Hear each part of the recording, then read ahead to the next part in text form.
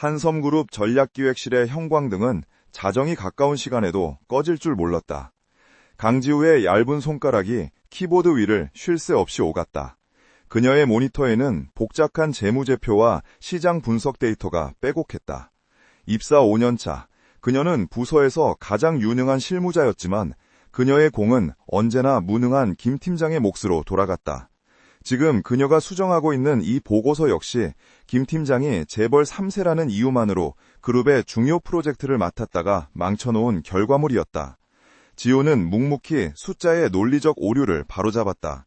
그녀의 조용한 헌신은 이 차가운 빌딩의 어느 누구에게도 제대로 인정받지 못했다. 그녀의 미간에 잡힌 옅은 주름은 피로와 집중의 산물이었다. 이 거대한 조직 속에서 그녀는 그저 하나의 부품, 언제든 교체 가능한 평범한 직원에 불과했다. 하지만 그녀는 자신의 일을 사랑했다. 숫자가 진실을 말하고 전략이 미래를 그리는 이 지난한 과정 속에서 그녀는 자신만의 가치를 증명하고 있었다. 적어도 스스로에게는 그랬다. 바로 그때 책상 서랍 안에서 둔탁한 진동이 울렸다. 발신자는 이서연. 그녀의 10년지기 절친이자 온갖 사고를 몰고 다니는 애증의 존재였다. 지우는 한숨을 내쉬며 전화를 받았다. 지우야, 강지우, 내 말 좀 들어봐. 나 죽게 생겼어. 서연의 다급한 목소리가 수화기를 찢을 듯이 울렸다. 지우는 눈을 감으며 관자놀이를 꾹 눌렀다. 이 패턴을 모르는 바가 아니었다. 무슨 일인데, 나 지금 보고서 마감 때문에 1시간도 못 잤어. 그녀의 목소리는 피로에 잠겨 낮고 건조했다. 그게 문제가 아니야. 나 오늘 소개팅 있잖아. 근데 나 지금 배가 너무 아파. 맹장염인가 봐. 어떡해, 지우야. 서연의 과장된 신음소리가 이어졌다. 지우는 눈 하나 깜짝하지 않았다. 지난번엔 할머니가 위독하시다더니 그 전전번엔 해외 바이어가 발을 묶었다고 했지. 이번엔 맹장염이라니. 레포토리 참신해서 좋다. 아니야, 이번엔 진짜야. 아무튼 나 대신 네가 좀 나가주면 안 될까? 딱 한 번만, 응? 내가 대신 나간다고 이미 말해놨단 말이야. 서연의 목소리가 애원으로 바뀌었다. 미쳤어? 내가 왜 네 소개팅을 대신 나가? 싫어. 지우는 단호하게 끊으려 했다. 강지우, 너 지난번에 내가 네가 깨뜨린 그 비싼 도자기 물어준 거 잊었어? 너 아니었으면 나 그때 엄마한테 맞아 죽었어. 이번 한 번만 빚 갚는 셈 치고 나가줘. 상대방 그냥 평범한 중소기업 다니는 김민준 씨래. 착하고 성실한데 좀 심심한 타입이라더라. 그냥 밥 한 끼만 먹고 와주라. 제발. 지우는 결국 마른 세수를 했다. 이서연에게 진 빚은 그녀의 가장 강력한 족쇄였다. 알았어. 장소랑 시간이랑 그 김민준 씨 인상착이나 보내. 대신 이게 마지막이야. 그렇게 지우는 퇴근길 고급스러운 한정식집 앞에 서게 되었다. 가온. 이런 비싼 곳에서 무슨 평범한 중소기업 직원이 소개팅을 한단 말인가. 지우는 자신의 낡은 트렌치코트와 다른 구두굽을 내려다보며 쓴 웃음을 지었다. 서연의 말로는 김민준 씨가 예약을 했다고 했다. 그녀는 그저 이 어색한 시간을 빨리 끝내고 집에 가서 씻고 잠들고 싶은 생각뿐이었다. 레스토랑 안으로 들어서자 은은한 조명과 기품 있는 인테리어가 그녀를 압도했다. 지우는 안내를 받아 가장 안쪽 대나무 발이 쳐진 조용한 방으로 향했다. 방 안에는 한 남자가 먼저 와 앉아 있었다. 창밖을 내다보고 있던 남자는 지우의 기척에 천천히 고개를 돌렸다. 이서연이 말한 심심한 타입과는 거리가 멀었다. 그는 비싼 브랜드의 로고는 없었지만 질 좋은 캐시미어 니트에 깔끔한 면바지를 입고 있었다. 단정하게 정돈된 머리와 날렵한 턱선, 그리고 무엇보다 깊고 고요한 눈빛. 그는 평범한 직장인이라기엔 어딘지 모르게 날카로운 지성과 여유가 동시에 느껴졌다. 강지우 씨 되십니까? 저는 김민준입니다. 그가 자리에서 일어나며 나직하게 말했다.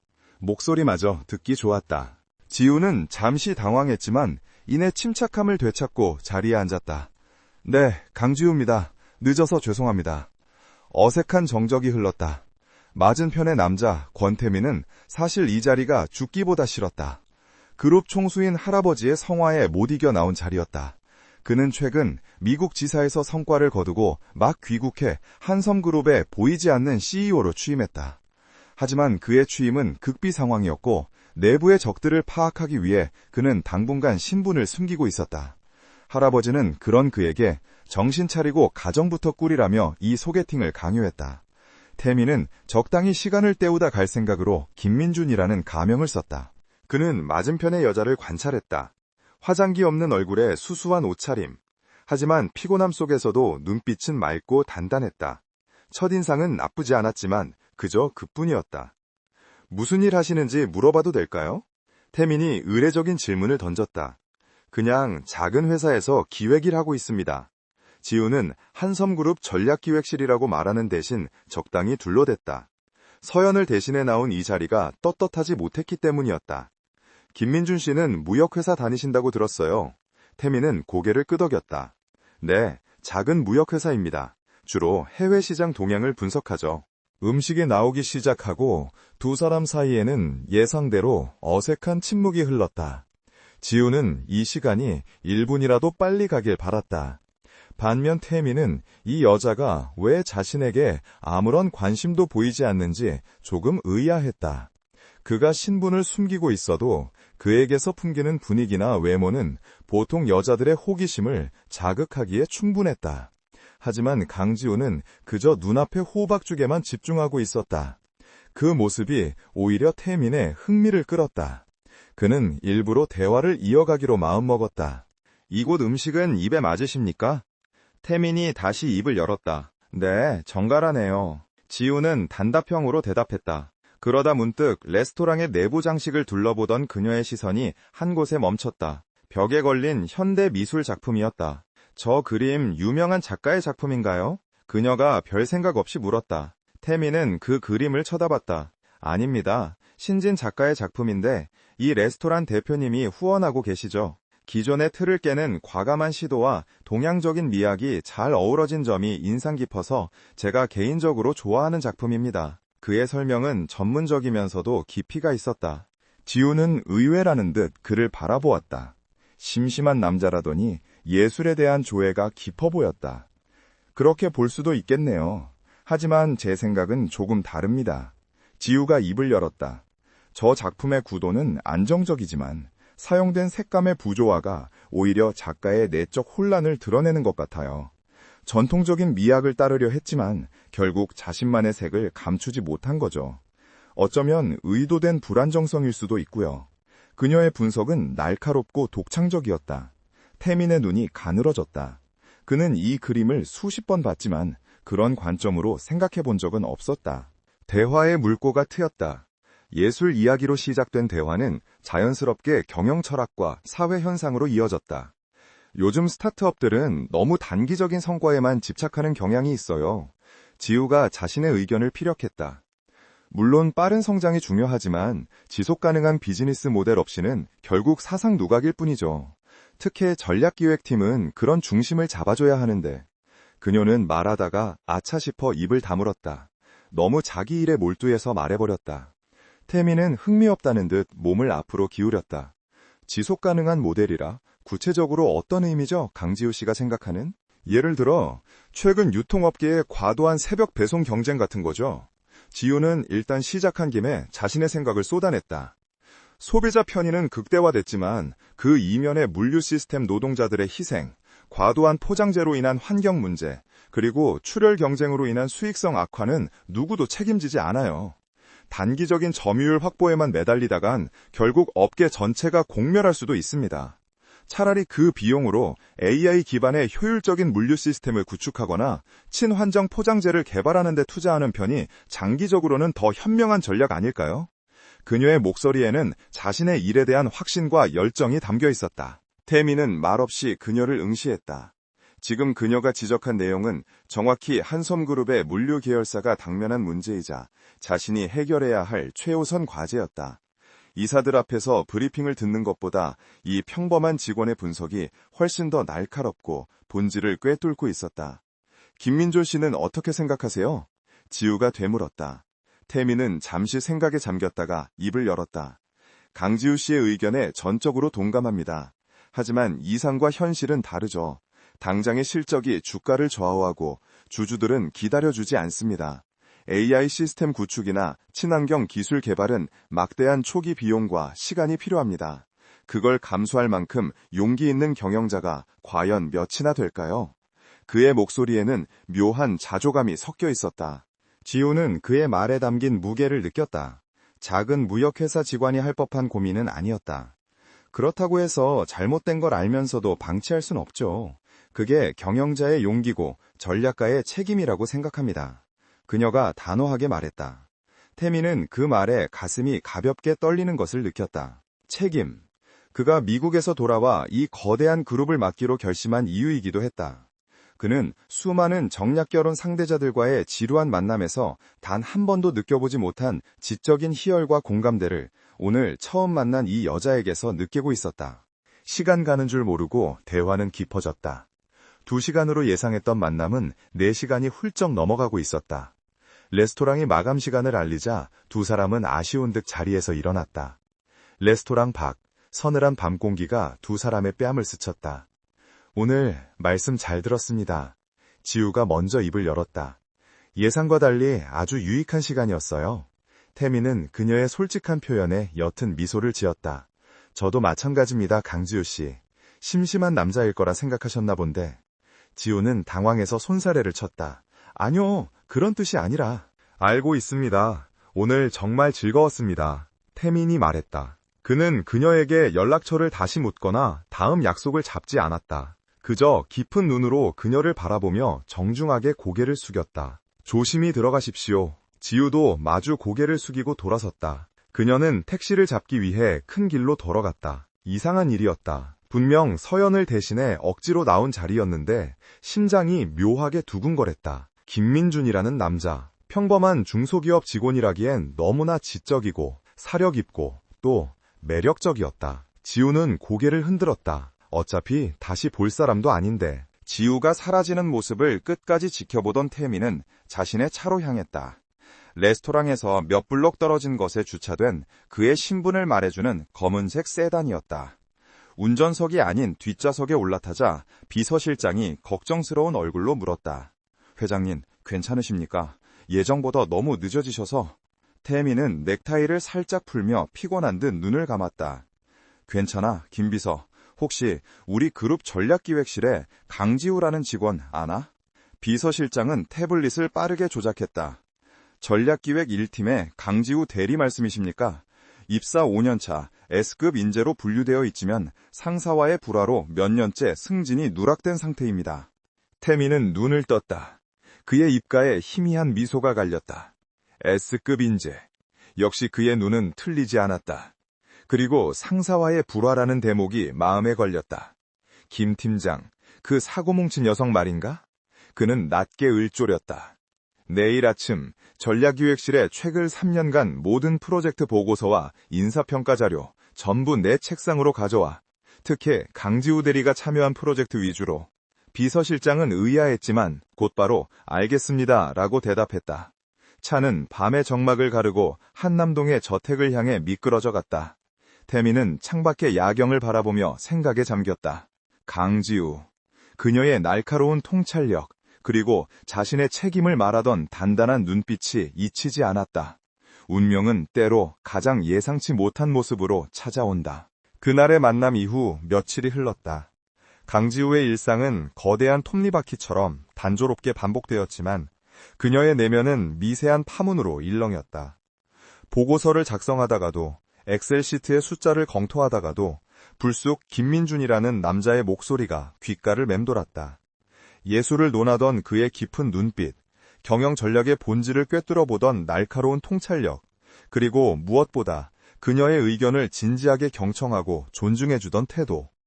지우는 자신도 모르게 그와의 대화를 복귀하고 있었다. 평범한 중소기업 직원이라고 하기엔 너무나 이질적이었던 그 남자가 잊을만 하면 그녀의 사고 회로에 끼어들었다. 강 대리, 지금 넋 놓고 있을 때야? 김 팀장님 찾으시잖아. 옆자리 박주임의 핀잔에 지우는 화들짝 놀라 현실로 돌아왔다. 아, 네, 죄송합니다. 그녀는 급히 일어나 김 팀장의 유리방으로 향했다. 내가 왜 그 사람을 생각하고 있는 거지? 떳떳하지 못한 소개팅 자리였을 뿐이고 어차피 다시 볼 일도 없는 사람이었다. 지우는 자신의 감정을 애써 무시하며 스스로에게 경고했다. 헛된 환상은 금물이다. 그녀가 지금 집중해야 할 것은 오직 이 지긋지긋한 보고서와 자신의 커리어뿐이었다. 그 주 금요일 그룹 전체에 긴급 공지가 내려왔다. 신임 CEO 취임 및 그룹 비전 발표회. 전사 핵심 인력이 모두 참석하는 중요한 전략회의였다. 소문만 무성하던 낙하산 신임 CEO가 드디어 공식 석상에 모습을 드러내는 날이었다. 전략기획실 역시 이른 아침부터 분주했다. 김 팀장은 혹시라도 신임 CEO의 눈에 띌까봐 값비싼 향수를 뿌려댔고 다른 직원들은 저마다의 불안과 기대를 속삭였다. 미국 지사에서 괴물 같은 실적을 냈다는 소문이 있던데. 아니야, 그냥 회장님 손자라서 앉히는 자리래. 28살짜리가 뭘 알겠어. 지우는 그런 소란 속에서도 묵묵히 회의 자료를 마지막으로 점검했다. 오전 10시, 그룹 본사 대강당은 수백 명의 임직원으로 가득 찼다. 지우는 전략기획실 소속으로 비교적 앞자리에 앉게 되었다. 단상 위에는 한섬, The Next DK라는 거대한 슬로건이 걸려 있었다. 장내에 무거운 긴장감이 감돌았다. 드디어 총괄 사장이 마이크를 잡고 격앙된 목소리로 입을 열었다. 여러분! 오늘 한섬그룹의 새로운 미래를 이끌어갈 리더를 소개합니다. 권태민 신임 CEO님을 힘찬 박수로 맞아주십시오. 우레와 같은 박수 소리와 함께 강당의 모든 조명이 무대 입구로 향했다. 그리고 그곳에서 한 남자가 걸어 나왔다. 깔끔하게 올린 머리, 몸에 완벽하게 맞는 다크네이비 슈트, 그리고 태연자 약한 걸음걸이. 그는 수백 개의 시선을 한 몸에 받으며 단상 중앙으로 향했다. 강지우의 시간은 그 순간 그대로 멈춰버렸다. 숨이 멎는 듯했다.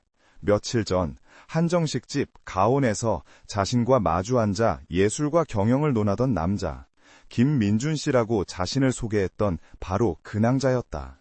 지우는 자신의 눈을 의심했다. 머릿속이 새하얗게 변했다. 그는 단상 위에 서서 가볍게 목례를 했다. 전광판에는 CEO 권태민이라는 이름과 그의 이력이 선명하게 떠올랐다. 아이비리그 수석 졸업, 월스트리트에서의 화려한 경력, 그리고 한섬그룹 미국 지사의 기록적인 성장. 지우는 손발이 차가워지는 것을 느꼈다. 김민준이 아니라 권태민이었다. 작은 무역회사 직원이 아니라 자신이 몸담은 이 거대한 제국의 주인이었다. 권태민. 그가 마이크를 잡고 입을 열었다. 한섬그룹 임직원 여러분, 반갑습니다. 오늘부로 한섬의 새로운 여정을 함께하게 된 권태민입니다. 낮고 차분하지만 강당 전체를 울리는 힘있는 목소리. 그날 밤 자신이 들었던 그 목소리가 맞았다. 그는 긴장한 기색 하나 없이 유창하게 그룹의 문제점을 지적하고 앞으로 나아갈 비전을 제시하기 시작했다. AI 물류 시스템, 친환경 신사업, 그리고 조직 문화의 혁신. 그가 말하는 내용들은 놀랍게도 그날 자신과 나누었던 대화의 연장선상에 있었다. 지우는 고개를 들 수 없었다. 그녀는 지금 이 순간 거대한 기만극의 피해자가 된 듯한 참담함을 느꼈다. 그가 왜 신분을 숨겼는지, 왜 그런 자리에 나왔는지 어렴풋이 짐작이 갔지만 중요한 것은 그게 아니었다. 그는 자신을 완벽하게 속였다. 자신은 그 앞에서 회사의 기밀이 될 수도 있는 민감한 전략들을 일개 대리 주제에 신나게 떠들어댔다. 그가 자신을 얼마나 우습게 봤을까? 지속 가능한 모델, 경영자의 용기. 그런 말을 하는 자신을 보며 속으로 비웃고 있었을까? 지독한 수치심과 배신감이 몰려왔다. 태민의 연설은 거침없었고 청중을 압도했다. 날카로운 분석과 과감한 비전은 낙하산일 거라 폄하했던 임원들의 표정마저 굳게 만들었다. 그가 연설을 하는 내내 그의 시선은 단 한 번도 객석을 향하지 않는 듯 보였다. 하지만 단 한순간 그가 조직문화 혁신을 이야기하며 객석을 천천히 훑어볼 때 그의 눈은 정확히 지우를 찾아냈다. 얼어붙은 채 고개를 숙인 지우와 단상 위 차가울 CEO의 눈빛이 허공에서 부딪혔다. 지우는 황급히 시선을 피했지만 태민은 그녀를 정확히 인지했다. 강지우. 그녀가 자신의 직원이었다는 사실, 그리고 하필이면 그녀가 자신을 만났다는 사실이 그의 계획에 없던 가장 큰 변수였다. 연설이 끝나고 임원들의 질의응답이 이어졌다. 지우는 그 모든 시간이 지옥처럼 느껴졌다. 회의가 끝나자마자 그녀는 짐을 챙겨 도망치듯 강당을 빠져나오려 했다. 하지만 바로 그때 그녀의 팔을 누군가가 붙잡았다. 김비서였다. 강주유 대리님 되십니까? CEO님께서 잠시 뵙자고 하십니다. 지우의 심장이 쿵 하고 내려앉았다. 지금 말입니까? 네, 이쪽으로 오시죠. 거부할 수 없는 단호한 요청이었다. 지우는 텅 빈 복도를 걸어 비상임원 엘리베이터로 향했다. 태미는 그곳 창가에 서서 바쁜 도시의 풍경을 내려다보고 있었다. 그의 비서들은 조금 떨어진 곳에서 대기하고 있었다. 그가 천천히 돌아섰다. 한정식 집에서의 따뜻한 캐시미어 니트 차림이 아닌 빈틈없는 슈트를 입은 그는 완전히 다른 사람처럼 느껴졌다. 그날 밤의 여유롭던 미소는 온데간데 없고 차가운 경영자의 얼굴만이 남아있었다. 강지우 대리, 그가 먼저 입을 열었다. 씨가 아닌 대리라는 호칭이 두 사람 사이의 거리를 명확히 했다. 네, CEO님. 지우는 감정을 배제한 목소리로 대답하려 애썼다. 그녀는 고개를 빳빳이 들고 그의 눈을 마주 보았다. 여기서 무너지거나 당황하는 모습을 보이고 싶지 않았다. 그날 일은 태민이 말문을 열었다. 설명할 필요 없습니다. 지우가 그의 말을 잘랐다. 태민의 눈썹이 살짝 꿈틀거렸다. 강대리, 제 친구의 철없는 부탁 때문에 벌어진 해프닝입니다. CEO님께서 어떤 이유로 그 자리에 나오셨든 저와는 상관없는 일입니다.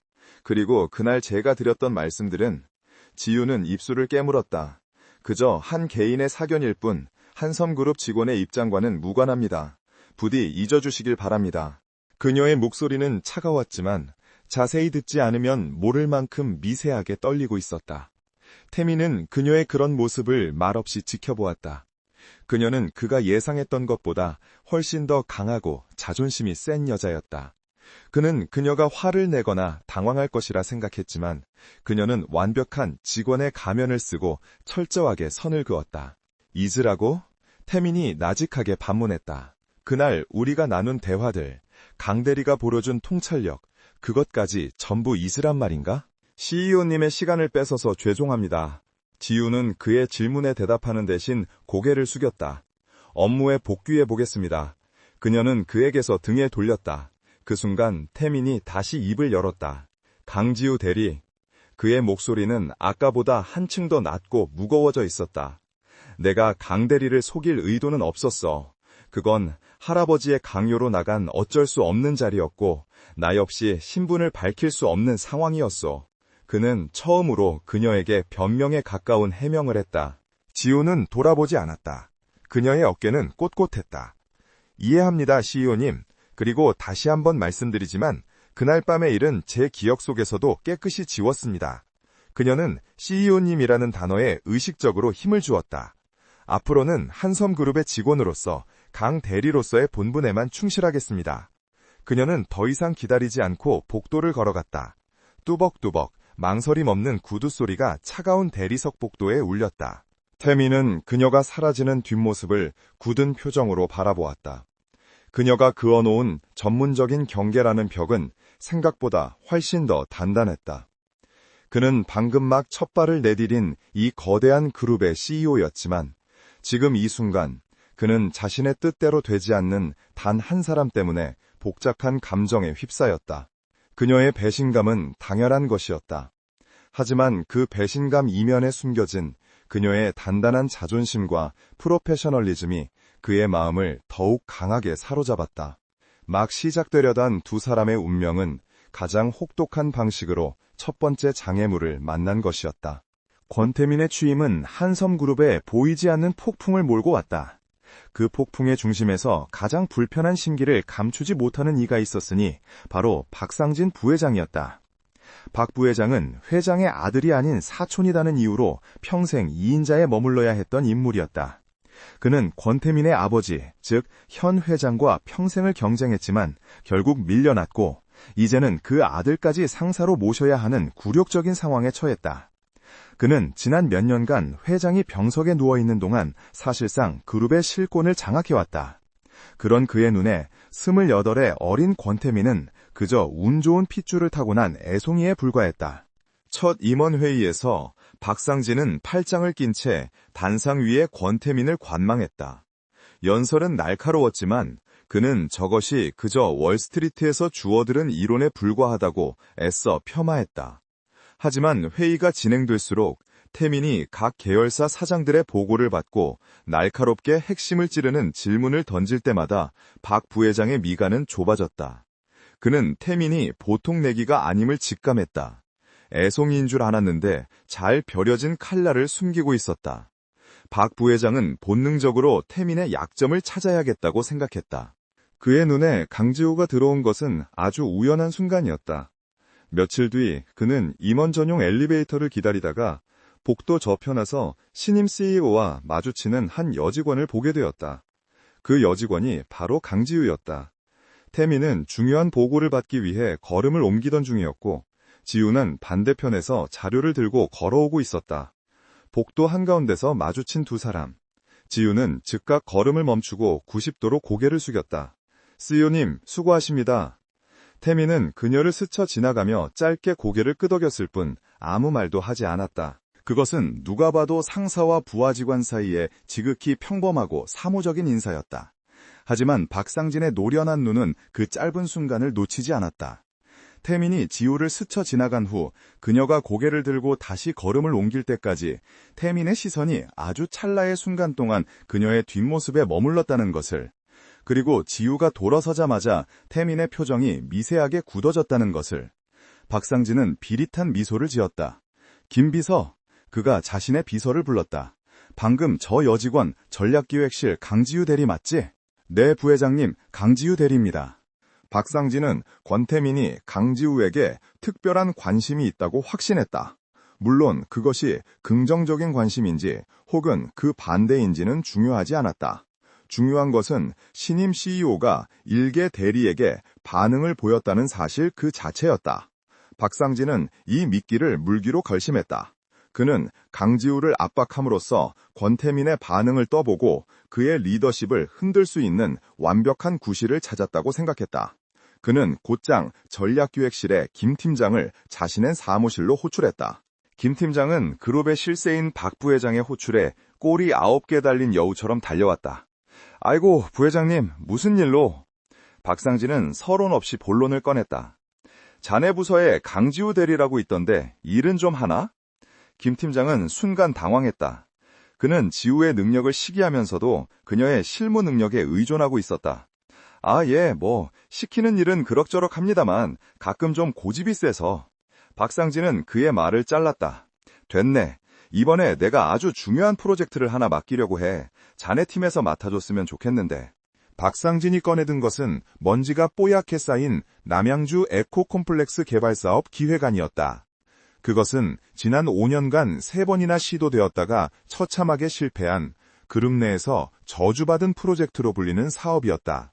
지역 주민들의 극렬한 반대, 환경단체의 소송, 그리고 무엇보다 사업성 자체가 불투명한 최악의 기획이었다. 사실 이 프로젝트는 박상진이 자신의 비자금을 조성하기 위해 은밀하게 추진하려다 실패한 그의 아킬레스건이기도 했다. 김 팀장은 사색이 되었다. 부회장님, 이 사업은... 김 팀장, 박상진이 그를 싸늘하게 불렀다. 나는 이 사업이 왜 안 되는지 듣고 싶은 게 아니야. 어떻게 되게 만들 건지 듣고 싶어. 마침 신임 CEO께서도 혁신과 성과를 강조하시지 않나. 이 정도 난관도 극복 못하면서 무슨 전략기획실이라고. 그는 서류를 김 팀장 앞으로 밀었다. 그리고 이 프로젝트는 강지우 대리에게 맡기게. 내가 듣자 하니 S급 인재라며. S급 인재가 이 정도 일은 해내야지, 안 그런가? 김 팀장은 박 부회장의 의도를 즉각 알아차렸다. 이것은 강지우를 사지로 내모는 일이었다. 하지만 그는 감히 거절할 수 없었다. 예, 알겠습니다, 부회장님. 강 대리에게 잘 전달하겠습니다. 그날 오후 강지우는 자신의 책상으로 돌아와 어처구니 없는 명령을 받았다. 남양주 에코콤플렉스 TF에 PM으로 발령한다는 내용이었다. 심지어 팀원은 그녀 혼자였다. 팀장님, 이건 말도 안 됩니다. 지우가 처음으로 김 팀장에게 정면으로 반박했다. 이 프로젝트는 이미 사장된 사업입니다. 사업 타당성 검토에서 3번이나 F등급을 받았어요. 이걸 저 혼자 하라고요? 김 팀장은 지우의 시선을 피하며 헛기침을 했다. 이건 부회장님의 특별짓이야. 강 대리의 능력을 높이 사서 주신 기회라고. 그러니 불평 말고 열심히 해봐. 지우는 온몸의 피가 차갑게 식는 것을 느꼈다. 이건 기회가 아니었다. 사형 선고였다. 박상진 부회장, 그가 왜 자신을... 신임 CEO의 취임식 날 이후 그녀는 의도적으로 권태민과 마주치는 모든 상황을 피했다. 엘리베이터도 직원용만 탔고 보고서도 팀장을 통해서만 올렸다. 하지만 결국 그녀는 가장 원하지 않았던 방식으로 거대한 권력 싸움의 한복판에 내던져진 것이었다. 박 부회장은 그녀를 이용해 권태민을 시험하고 있었다. 그녀의 사무실은 본관 30층의 전략기획실이 아닌 별관 3층의 버려진 창고 옆 작은 비품실로 배정되었다. 여기서 하라고요? 먼지가 가득한 책상과 깜빡이는 형광등을 보며 지우가 물었다. 인사팀 직원은 미안한 표정으로 서류를 내밀었다. TF 전용 사무실이 아직 준비 중이라서요. 일단 여기서. 지우는 더 이상 묻지 않았다. 그녀는 말없이 서류에 서명했다. 이것이 자신을 굴복시키려는 그들의 방식이라면 기꺼이 받아주기로 했다.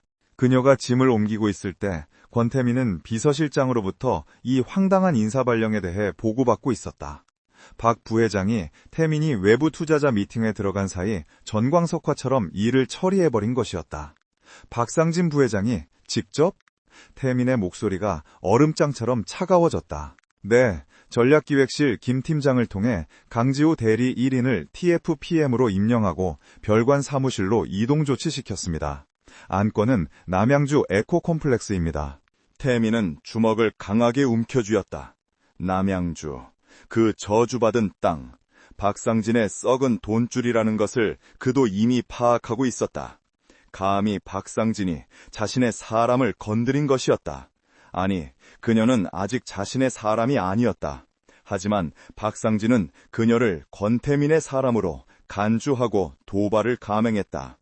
태민은 당장이라도 박상진을 불러 목을 조르고 싶었지만 지금 움직이는 것은 박상진의 함정에 빠지는 길임을 알았다. 그가 여기서 강지우를 직접 챙기는 모습을 보이면 그녀는 박상진의 더 확실한 표적이 될 것이고 자신의 약점을 스스로 인정하는 꼴이 되었다. 태민은 눈을 감았다. 그는 차가운 이성으로 분노를 억눌렀다. 알았다. 일단 그대로 둬. 비서실장이 놀란 눈으로 그를 바라보았다. 하지만 회장님, 박 부회장이 무슨 생각을 하는지 모르는 거 아니야. 지금은 때가 아니야. 대신 남양주 프로젝트 관련 자료 전부 A부터 Z까지 과거 보고서 포함해서 아무도 모르게 내 방으로 가져와. 그리고 강지우 대리의 동선 철저하게 파악해. 누가 접근하는지, 무슨 일이 생기는지. 단 절대 그녀가 눈치채게 해선 안 돼. 그 시각 강지우는 별관 3층의 차가운 사무실에 홀로 앉아 있었다. 그녀의 앞에는 지난 5년간의 실패한 남양주 프로젝트 보고서가 산더미처럼 쌓여 있었다. 그녀는 도망치거나 좌절하는 대신 가장 두꺼운 보고서의 첫 장을 넘겼다. 그녀의 눈빛은 피로에 지쳐 있었지만 그보다 더 강한 무언가, 포기를 모르는 끈질긴 오기가 타오르고 있었다. 그녀는 이 불가능한 프로젝트에서 박상진의 함정 속에서 살아남을 방법을 찾아야만 했다. 강지우는 무너지지 않았다. 적어도 겉으로는 그랬다. 박상진 부회장이 자신을 이 춥고 먼지 쌓인 별관 3층 구석으로 내몰았을 때 그가 기대했던 것은 절망이나 굴복 혹은 신임 CEO를 향한 원망 섞인 구원 요청이었을 것이다. 하지만 강지우는 전략가였다. 그녀는 자신에게 닥친 이 부당한 압력이 사실은 박 부회장이 던진 조잡한 미끼이자 동시에 그의 가장 약한 고리임을 직감했다. 그는 그녀를 모욕함으로써 권태민을 시험대에 올렸지만 바로 그 과정에서 자신의 아킬레스건인 남양주 프로젝트를 수면 위로 다시 꺼내는 실수를 저질렀다. 그녀는 텅 빈 사무실에서 가장 먼저 한 일은 지난 5년간의 남양주 프로젝트 관련 서류를 연대순으로 정리하는 것이었다. 보고서, 예산안, 지역 주민 민원 서류, 환경 영향 평가서, 실패한 프로젝트의 잔해들이 그녀의 낡은 책상 위를 가득 메웠다. 그녀는 밤을 새워가며 그 속에서 일관된 패턴을 찾기 시작했다. 프로젝트는 항상 비슷한 지점에서 좌초되었다. 사업성 부족, 그리고 환경단체와 지역 주민들의 격렬한 반대. 하지만 지우의 눈에 거슬린 것은 그것이 아니었다. 지우의 손가락이 한 지점에서 멈췄다. 매번 프로젝트가 재개될 때마다 천문학적인 액수의 사업 타당성 재조사 용역비가 지출된 내역이었다. 그리고 그 용역을 수행한 업체는 놀랍게도 단 한 곳, 이화개발이라는 생소한 컨설팅 회사였다. 보고서는 그럴듯하게 포장되어 있었지만 내용은 지난 보고서를 조금씩 수정하고 부풀린 것에 불과했다. 그런데도 매번 수십억 원의 용역비가 꼬박꼬박 지급되었다. 지우의 심장이 차갑게 뛰기 시작했다.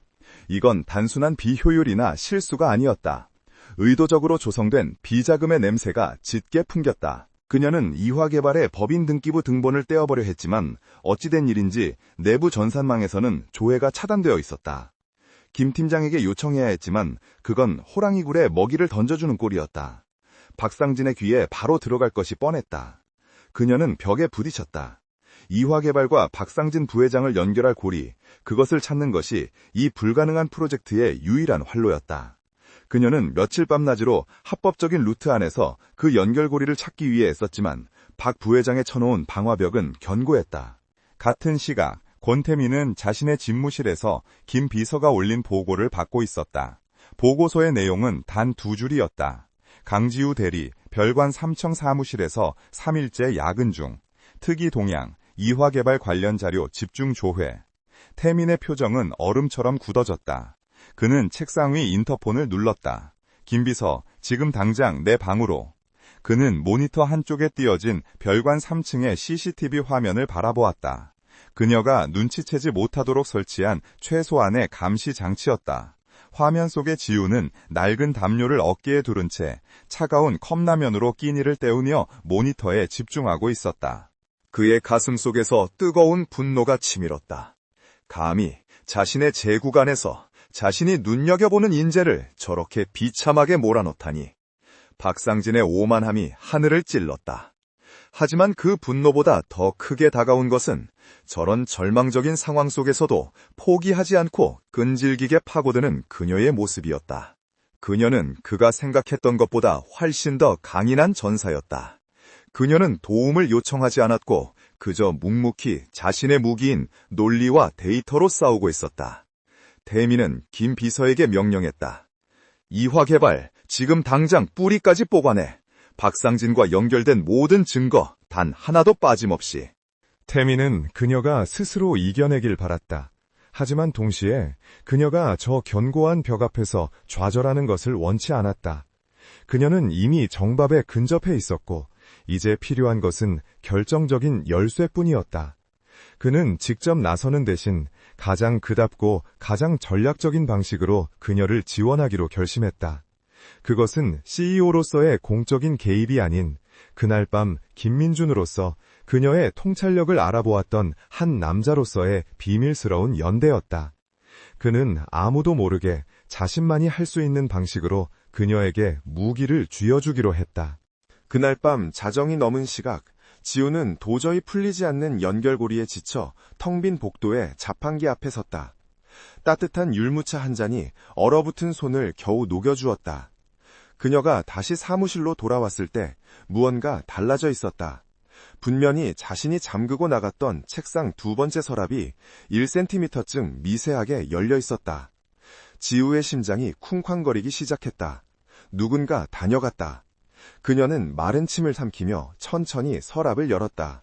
서랍 안에는 그녀가 넣어둔 적 없는 아무것도 적히지 않은 검은색 USB 하나가 덩그러니 놓여 있었다. 지우는 온몸에 소름이 돋는 것을 느꼈다. 함정일까? 아니면... 그녀는 주변을 둘러보았다. 복도의 CCTV는 모형이나 다름없었다. 그녀는 망설이다가 결국 USB를 자신의 노트북에 꽂았다. 보안 프로그램을 가동시키며 조심스럽게 파일을 열었다. 파일은 단 하나였다. 파일이 열리는 순간 지우는 숨을 흡 하고 들이마셨다. 그것은 이화개발의 내부 회계장부 사본과 박상진 부회장의 처남인 박상철 이름으로 된 차명 계좌의 입출금 내역이었다. 그리고 결정적으로 이화개발의 실소유주가 박상철이라는 것을 증명하는 비공개 주주명부까지 포함되어 있었다. 남양주 프로젝트에서 나온 수십억 원의 용역비가 이화개발을 거쳐 박상철의 계좌로, 그리고 최종적으로는 박상진 부회장의 해외 계좌로 흘러들어간 흐름이 적나라하게 드러나 있었다. 이건 그녀가 몇 주를 매달려도 절대 찾을 수 없었던 그룹 최상위 레벨의 내부 감찰 자료이거나 혹은 그 이상의 것이었다. 그녀는 떨리는 손으로 USB를 뽑았다. 누가 이걸 여기에 두고 갔을까? 박상진의 반대 세력? 아니면 그녀의 머릿속에 단 한 사람의 얼굴이 스쳐 지나갔다. 차가운 슈트 차림으로 자신을 강대리라고 부르던 남자, 권태민. 그가 아니면 이 정도의 정보를 이렇게 정확한 타이밍에 아무도 모르게 전달할 수 있는 사람은 없었다. 이것은 단순한 도움이 아니었다. 너를 지켜보고 있다. 네가 맞았다. 이제 이걸로 박상진의 목을 쳐라. 이것은 CEO가 일개 대리에게 내리는 비밀스러운 명령이자 보이지 않는 동맹의 제안이었다. 그날 밤 소개팅 자리에서 느꼈던 지적인 공감대가 이제는 얼음장 같은 현실 속에서 목숨을 건 전략적 파트너십으로 변모하고 있었다. 지우는 더 이상 혼자가 아니었다. 그녀는 USB를 꽉 쥔 채 모니터 속 남양주 프로젝트 기획안을 바라보았다. 이제 이 저주받은 프로젝트는 박상진을 무너뜨릴 가장 강력한 무기가 될 것이었다. 비밀스러운 USB는 강지우의 무기이자 동시에 족쇄가 되었다. 그녀는 지난 며칠간 그 작은 저장 장치 속의 데이터를 자신의 불쏘시개 같던 남양주 프로젝트 자료와 교차 검증하며 박상진이라는 거대한 괴물의 실체를 낱낱이 파헤쳤다. 낮에는 별관 3층에 버려진 사무실에서 태연하게 실패한 보고서를 뒤적이는 척했지만 해가 지고 모든 직원이 퇴근한 텅 빈 건물에 홀로 남으면 그녀의 노트북은 거대한 전쟁을 지휘하는 사령부로 변했다. 이화개발, 차명계좌, 해외 페이퍼 컴퍼니, 조각난 퍼즐들이 그녀의 손에서 하나의 끔찍한 그림으로 완성되어 가고 있었다. 권태민. 그녀는 이 모든 정보의 출처인 그를 애써 떠올리지 않으려 했다. 그는 그녀에게 칼을 쥐어주었지만 그 칼을 휘두르다가 자신이 다칠 경우 방패가 되어줄지는 미지수였다. 이것은 철저히 그녀 혼자만의 싸움이어야 했다. 하지만 그녀가 자료를 깊이 파고들수록 이것이 단순한 비자금 조성을 넘어선 한섬그룹 자체를 좀먹는 거대한 배임 행위임을 깨닫게 되었다. 박상진은 남양주 프로젝트를 고의로 파산시킨 뒤 그 부지를 헐값에 자신이 실소유주로 있는 해외 법인에 매각하려는 2중, 3중의 계략을 꾸미고 있었다. 그 증거를 확보하는 마지막 단계, 그것은 그녀가 5년간 전략기획실에서 쌓아올린 모든 역량을 쏟아부어야 하는 일이었다. 그날도 자정을 훌쩍 넘긴 시간이었다. 지우는 마지막으로 정리한 자금 흐름도를 최종 보고서에 첨부하고 있었다. 눈이 빠질 듯이 아팠지만 이제 끝이 보였다. 박상진의 숨통을 끊을 수 있는 완벽한 증거, 그가 더 이상 빠져나갈 수 없는 논리의 감옥이 완성된 것이다. 그녀는 탈진한 몸을 일으켜 노트북 가방을 챙겼다. 이 결정적인 증거가 담긴 노트북을 사무실에 두고 갈 수는 없었다. 그녀는 별관을 나와 늦은 시간까지 불이 켜진 본관으로 향했다. 자신의 차키를 사무실에 두고 온 것이 생각났기 때문이었다. 본관 로비는 적막에 잠겨 있었고 엘리베이터 홀에는 그녀의 구두굽 소리만이 차갑게 울렸다. 30층, 전략기획실 버튼을 누르고 문이 닫히기를 기다렸다. 바로 그 순간 닫히던 문이 거친 기계음을 내며 다시 열렸다. 누군가 급하게 버튼을 누른 것이다. 그리고 엘리베이터 안으로 한 남자가 들어섰다. 흠잡을 데 없는 슈트 차림, 그리고 피곤함 속에서도 날카로움을 잃지 않은 눈빛, 권태민이었다. 그 역시 야근을 마치고 퇴근하던 길인 듯했다. 지우의 심장이 바닥으로 곤두박질 치는 듯했다. 그날 이후 그와 단둘이 이런 밀폐된 공간에 갇힌 것은 처음이었다. 태민도 그녀를 보고 잠시 멈칫했지만 이내 아무 말 없이 반대편 구석에 섰다. 30층 버튼은 이미 눌려 있었다. 두 사람 사이에는 숨막히는 침묵이 흘렀다. 엘리베이터의 정적을 깨는 것은 오직 희미한 모터 소리뿐이었다. 지우는 반질거리는 강철벽에 비친 자신의 헬쑥한 얼굴과 그 뒤에 서 있는 그의 차가운 실루엣을 애써 외면했다. 그가 왜 아직 퇴근하지 않았을까? 그 USB는 정말 그가 보낸 것이 맞을까? 수만 가지 질문이 머릿속을 스쳐 지나갔지만 그녀는 입술을 굳게 다물었다. 그는 그저 상사였고 자신은 부하 직원이었다. 그 이상도 이하도 아니어야 했다. 10층, 11층. 숫자가 올라가는 속도가 유난히 더디게 느껴졌다. 바로 그때였다. 15층을 지나는 순간 쿵 하는 굉음과 함께 엘리베이터가 격렬하게 흔들렸다. 지우는 중심을 잃고 비틀거렸고 그 순간 모든 조명이 꺼졌다. 아! 지우의 입에서 짧은 비명이 터져 나왔다. 엘리베이터는 굉음과 함께 급격히 멈춰섰고 몇 초 뒤 희미한 비상등망이 켜졌다. 완벽한 고림. 며칠간 극도의 긴장감 속에서 버텨왔던 지우의 이성이 한순간에 무너져 내렸다. 그녀의 호흡이 가빠지기 시작했다. 어둠 속에서 태민의 낮은 목소리가 들렸다. 괜찮습니까, 강대리? 그는 즉시 비상벨 버튼을 눌렀지만 아무런 응답이 없었다. 자신의 휴대폰을 꺼내 신호를 확인했지만 서비스 불가라는 메시지만 떠있을 뿐이었다. 젠장, 그가 낮게 욕설을 뱉었다. 태민은 재킷 주머니에서 라이터를 꺼내 켰다가 이내 그것이 구시대의 유물임을 깨닫고 휴대폰에 희미한 플래시를 켰다. 불빛이 구석에 주저앉아 가쁘게 숨을 몰아쉬는 지우의 모습을 비췄다. 그녀는 극도의 피로와 공포로 창백하게 질려 있었다. 강지우 씨, 그가 대리라는 호칭 대신 그녀의 이름을 불렀다. 그는 그녀에게 다가가 어깨를 잡으려 했지만 지우가 그 손을 거칠게 쳐냈다. 만지지 마세요! 그녀의 목소리는 날카롭고 불안정했다. 도대체 왜 나한테 그런 걸 준 거예요? 그녀의 눈에 맺힌 것은 공포가 아니었다. 억눌러 왔던 분노와 원망이었다. 그 USB, 당신이 보낸 거 맞죠? 당신 때문에 당신이 나를 이 지옥 같은 곳으로 밀어넣었어. 태민은 그녀의 격앙된 반응에 잠시 말을 잃었다. 그는 그녀가 이 정도로 몰려있을 줄은 몰랐다. 강대리, 진정해. 진정하라고? 지우가 실성한 듯 웃었다. 내가 이 노트북 안에 뭐가 들었는지 알아요? 이게 터지면 박상진이 날 가만둘 것 같아요? 난 그냥 평범하게 내일 열심히 하고 싶었을 뿐인데 당신이 뭔데 내 인생을 이렇게 흔들어놔요? 그녀는 결국 참았던 눈물을 터뜨렸다. 그건 약해서 흘리는 눈물이 아니었다. 홀로 버텨온 시간의 무게와 부당함에 대한 절규였다. 태민은 그녀의 절규를 묵묵히 받아냈다. 비상등 불빛 아래 눈물로 젖은 그녀의 얼굴은 위태로워 보였다. 그는 천천히 그녀 앞에 무릎을 굽히고 앉아 눈높이를 맞췄다. 미안하오. 그의 목소리는 낮고 무거웠다.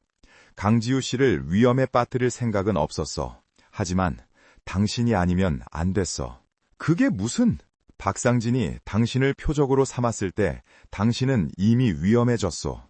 난 당신에게 도망칠 기회가 아니라 싸울 무기를 줘야 한다고 생각했지. 당신이라면 그 무기를 제대로 쓸 수 있을 거라고 믿었으니까. 그의 눈빛은 진지했다. 그날 밤 김민준이었을 때 보았던 그 깊고 신뢰 가득한 눈빛이었다. 내가 당신을 믿어요? 지우가 떨리는 목소리로 물었다. CEO가 일개 대리를? 태민은 옅은 쓴웃음을 지었다. CEO라서가 아니오. 그날 밤 내 앞에서 새벽 배송의 문제점과 AI 물류의 미래를 날카롭게 지적하던 강지우라는 사람을 믿는 거지. 이 한섬그룹에서 내가 유일하게 내 등을 맡길 수 있을지도 모른다고 생각한 유일한 사람이요. 그의 고백은 이 차갑고 멈춰버린 엘리베이터 안에서 그 어떤 위로보다 뜨겁게 울렸다. 지우는 흐느낌을 멈추고 그를 바라보았다. 그의 눈동자에 비친 자신의 모습이 보였다. 내가 어떻게 하면 되는데요?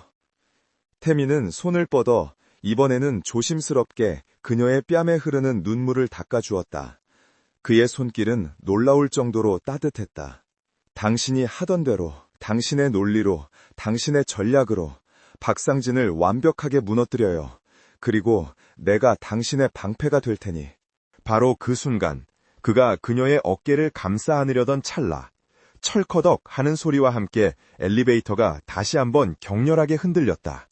그리고 천장의 조명이 환하게 켜졌다. 멈췄던 엘리베이터가 다시 움직이기 시작한 것이다. 두 사람은 놀라 서로에게서 떨어졌다. 30층. 딩 하는 소리와 함께 문이 부드럽게 열렸다. 그곳에는 늦은 시간까지 남아있던 보안팀 직원 몇몇이 놀란 눈으로 서 있었다. 태민은 순식간에 CEO 권태민의 얼굴로 돌아왔다. 그는 헝클어진 넥타이를 바로접고 재킷을 여몄다. 수고가 많습니다. 엘리베이터가 잠시 멈췄던 것 같군요. 즉시 점검반을 부르도록 하세요. 네, 알겠습니다, CEO님. 그는 지우를 돌아보지 않고 엘리베이터에서 내렸다. 지우도 황급히 눈물을 닦고 그의 뒤를 따랐다. 복도를 걸어가는 두 사람 사이에는 다시 차가운 벽이 세워진 듯 했다. 지우는 자신의 사무실로 돌아와 문을 잠갔다. 그녀의 심장은 여전히 미친 듯이 뛰고 있었다. 내가 당신의 방패가 될 테니.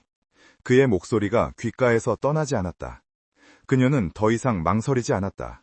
그녀는 노트북을 열고 지난 몇 시간 동안 망설였던 마지막 파일, 박상진이 고의로 프로젝트를 파산시키려 한 결정적인 증거인 해외 법인과의 이면 계약서를 보고서에 첨부했다. 그리고 그녀는 보고서의 제목을 남양주 에코콤플렉스 사업 타당성 재검토 보고서에서 박상진 부회장 배임 및 횡령 혐의 특별감사 요청 자료로 바꾸었다. 이제 화살은 시위를 떠났다. 폭풍은 박상진 부회장이 예상했던 것보다 훨씬 더 빨리 그리고 격렬하게 몰아쳤다. 강지우가 완성된 보고서를 권태민의 비서실을 통해 CEO 직보 라인으로 올린 지 정확히 24시간 만이었다. 박상진은 그 보고서의 존재를 알지 못했다. 그는 그저 강지우라는 하찮은 대리가 별관 구석에서 울고 있으리라 생각했다.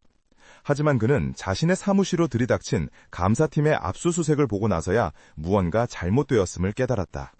그럼에도 불구하고 그는 수십 년간 이 그룹에서 쌓아올린 자신의 권력을 과신했다. 그는 마지막 발악을 준비했다.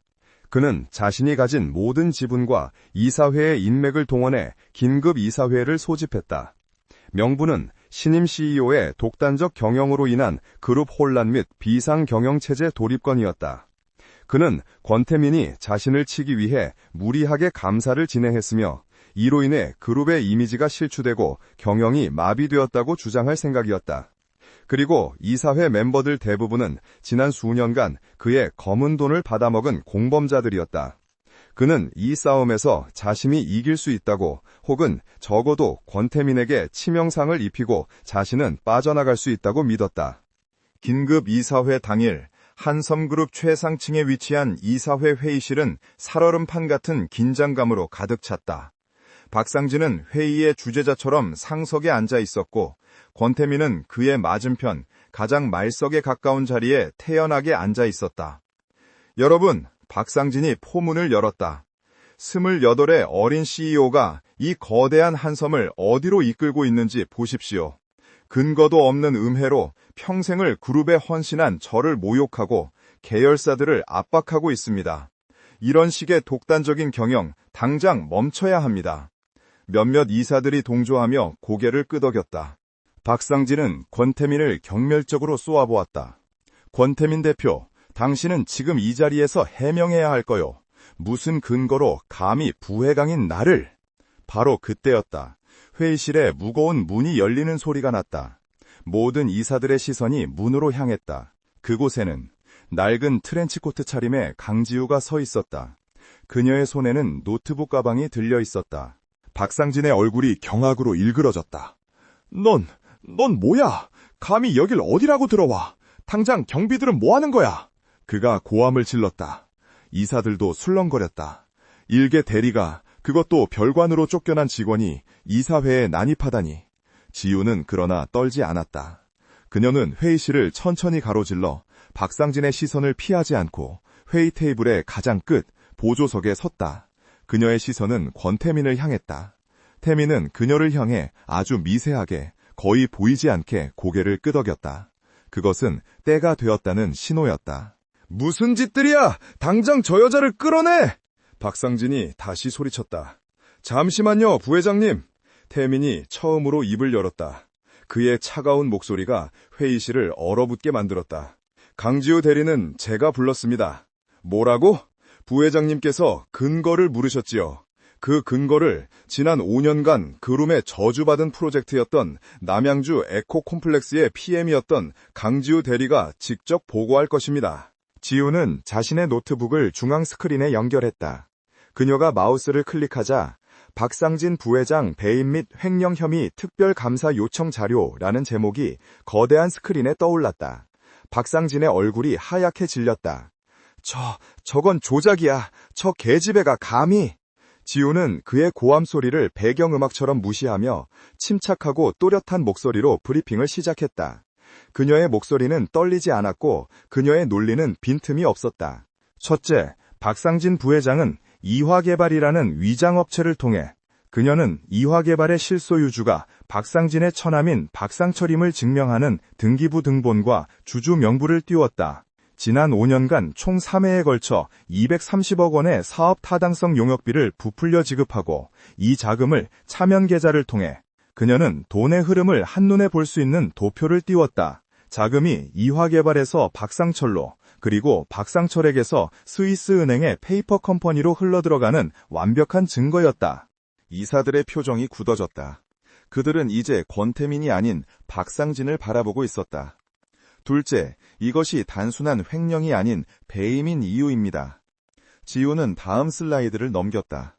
박 부회장은 고의적으로 환경단체와의 마찰을 조장하고 지역 주민들의 반발을 유도하여 사업 자체를 무산시키려 했습니다. 그리고 그가 최종적으로 계획한 것은 그녀는 박상진의 해외 법인인 HSD 글로벌과 남양주 부지관리 신탁사 간의 이면 계약서 초안을 띄웠다. 그룹의 부지를 헐값, 즉 장부가의 10분의 1도 안 되는 가격으로 HSD 글로벌, 즉 자신이 실소유주로 있는 법인에 매각하려 한 정황입니다. 거짓말! 저건 다 거짓말이야! 박상진이 자리에서 일어나 서류를 집어던졌다. 하지만 이미 느렸다. 지우가 제시한 증거는 반박할 여지가 없는 사실이었다. 그녀는 마지막으로 자신의 노트북을 닫았다. 이상입니다. 이 모든 자료는 그룹 감사팀과 법무팀에 이미 이관되었습니다. 회의실은 완벽한 침묵에 잠겼다. 수십 년간 한섬그룹의 2인자로 군림했던 박상진의 시대가 입사 5년차 평범한 대리의 10분짜리 브리핑으로 처참하게 끝장나는 순간이었다. 가장 먼저 침묵을 깬 것은 권태민이었다. 그는 천천히 자리에서 일어났다. 그리고 박상진이 아닌 지우를 향해 말했다. 수고했습니다, 강지우 대리. 당신의 용기와 헌신이 한섬그룹을 구했습니다. 그는 그제야 얼어붙은 이사들을 둘러보았다. 박상진 부회장의 해임안과 즉각적인 형사고발을 긴급 안건으로 상정합니다. 이의 있는 이사님 계십니까? 그와 눈이 마주친 이사들은 황급히 고개를 숙였다. 박상진의 공범이었던 그들은 이제 자신들의 목숨을 부지하기 위해 누구의 편에 서야 하는지 정확히 깨달았다. 만장일치였다. 보안팀 직원들이 회의실로 들어와 넋이 나간 채 주저앉은 박상진의 양팔을 붙잡았다. 그는 끌려 나가면서도 권태민과 강지우를 향해 악에 바친 서주를 퍼부었다. 니놈들, 내가 가만두지 않을 거야. 쾅. 문이 닫히고 길었던 악몽이 끝났다. 권태민은 지친 숨을 내쉬며 넥타이를 살짝 풀었다. 그는 회의장을 나가는 강지우의 뒷모습을 바라보았다. 그녀는 엘리베이터에서 그에게 방패가 돼달라고 하지 않았다. 그녀는 스스로 칼을 쥐고 적의 심장을 찔렀다. 그는 그저 그녀가 휘두른 칼이 부러지지 않도록 뒤에서 버텨주었을 뿐이었다. 그리고 그는 깨달았다. 자신이 그녀에게 느낀 감정이 단순한 호기심이나 동료애가 아님을. 박상진 부회장의 몰락은 한선그룹 전체를 뒤흔들었다. 수십 년간 그룹의 2인자로 군림했던 거목이 입사 5년차 대리의 손에 뿌리 뽑혔다는 사실은 임직원들에게 충격과 동시에 묘한 해방감을 안겨주었다. 박 부회장의 라인을 탔던 임원들은 공포에 떨며 줄줄이 사표를 냈고 그가 저질렀던 비리의 잔재들은 권태민이 이끄는 감사팀에 의해 하나둘씩 정리되기 시작했다. 그룹은 혼란스러웠지만 썩은 고름을 짜내는 과정에서 오히려 건강한 활기를 되찾고 있었다. 권태민은 이 기회를 놓치지 않고 대대적인 조직 개편과 개혁을 선포했다. 그 시작은 남양주 에코콤플렉스 사업의 전면 재검토였다. 강지우. 그녀의 이름은 한섬그룹의 전설이 되었다. 별관 3층 구석에서 홀로 거악과 맞서 싸운 S급 인재. 이사회를 뒤집어버린 10분간의 브리핑.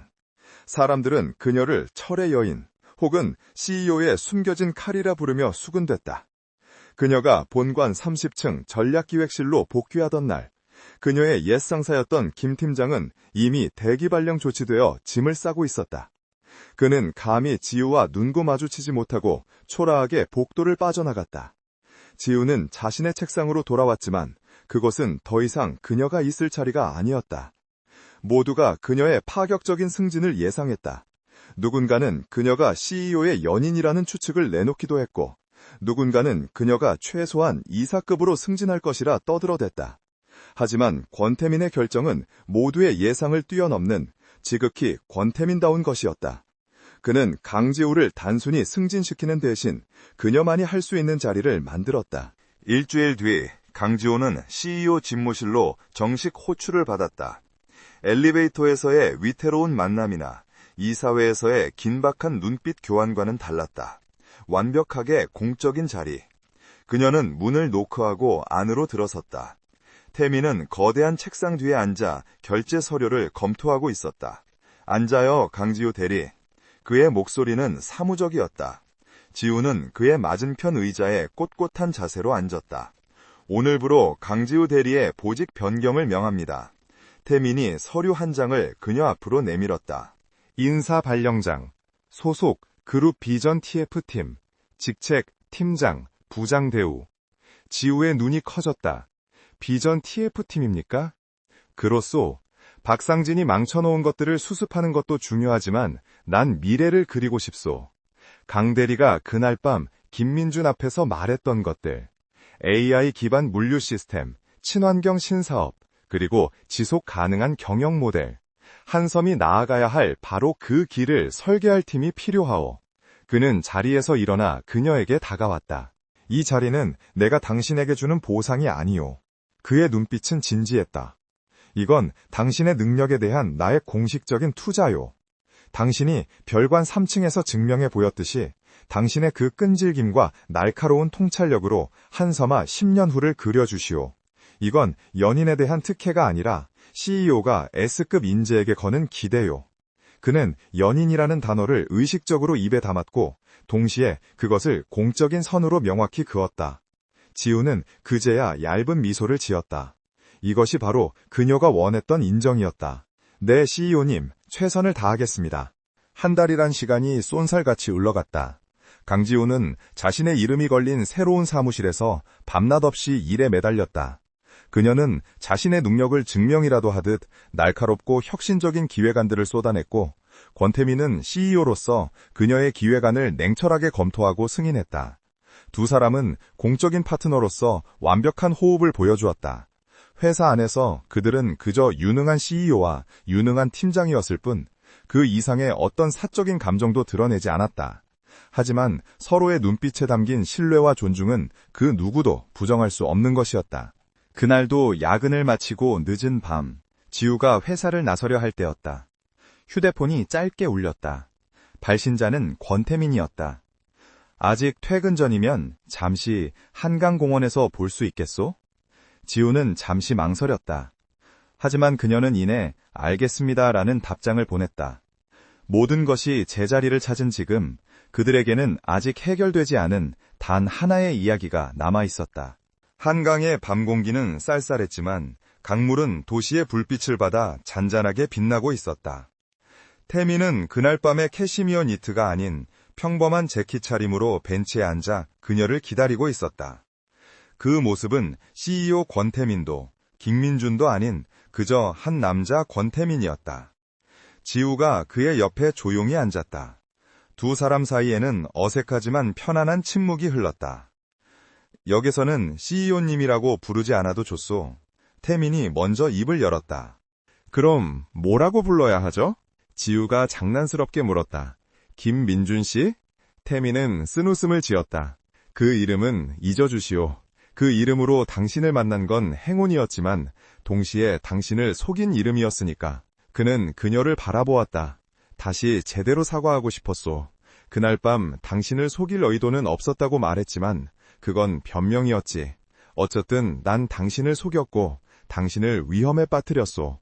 CEO로서도 남자로서도 실격이었지. 지우는 고개를 저었다. 아니요. 당신은 나에게 무기를 줬어요.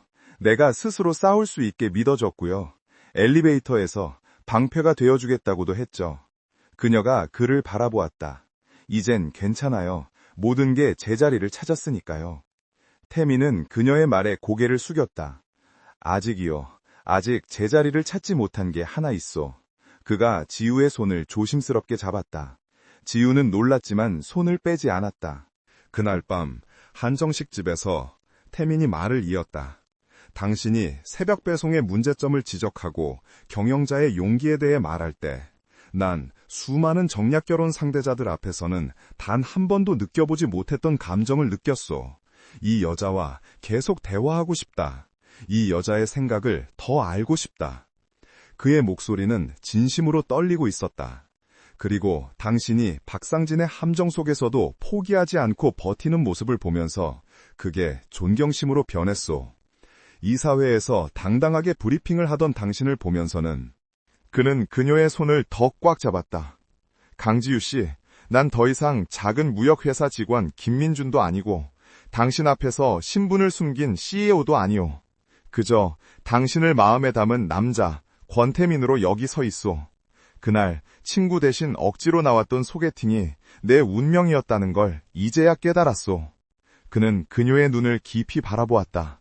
강지우 씨, 나에게 당신의 방패가 아닌 당신과 나란히 걸어갈 기회를 주지 않겠소. 지우는 오랫동안 그를 바라보았다. 그녀의 눈가에 맑은 눈물이 고였다. 그것은 기쁨의 눈물이었다. 그녀는 미소 지었다. 그 기회에 너무 늦게 잡으신 거 아니에요?